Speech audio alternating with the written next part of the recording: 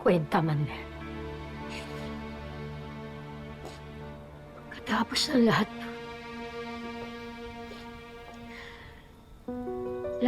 binigay ko sa'yo.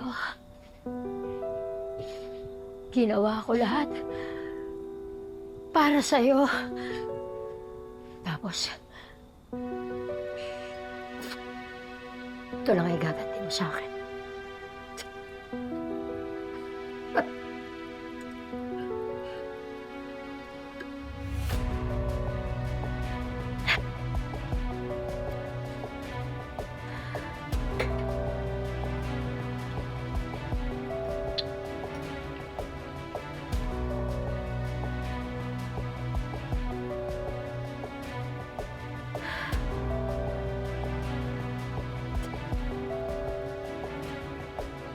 Hayop ka!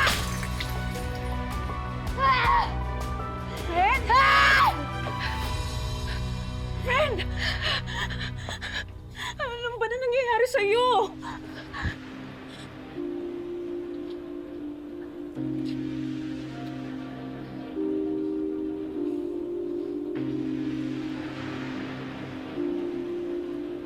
Sandali lang. Wala ko ng panlinis.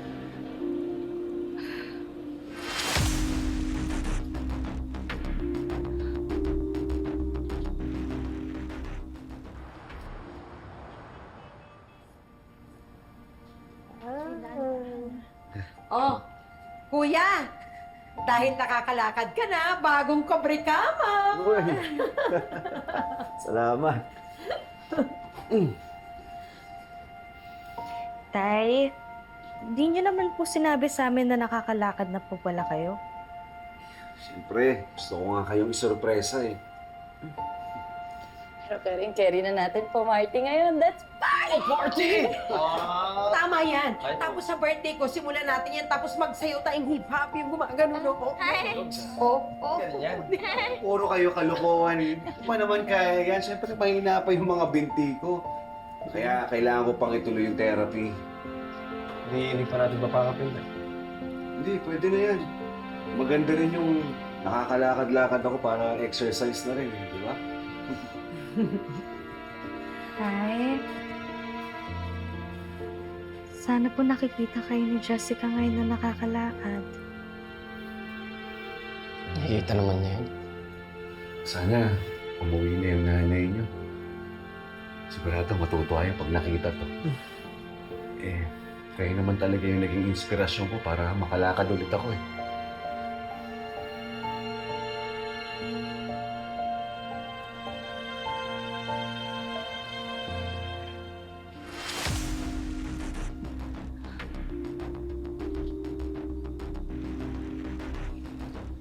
OMG, no!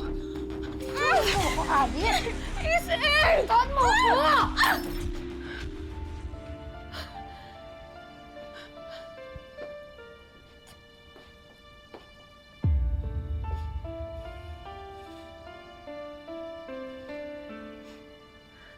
Talaga ba? Sasaktan mo yung sarili mo? Ano ba kasi yung problema? Nasaan ba si Manuel? Wala na siya, Alice. Wala na si Manuel.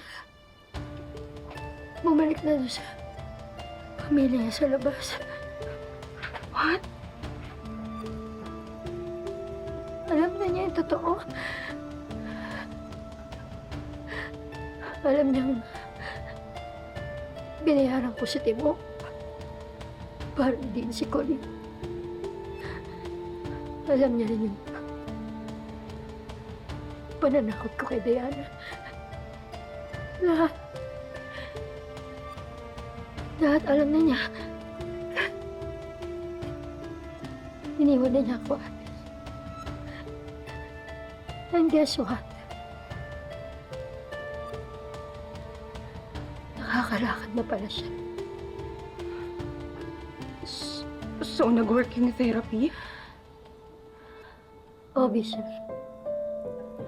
Pero di niya sinabi sa'yo. Tuso rin talagang loko na yun. All this time, minaman-manan niya pala bawat kilos ko.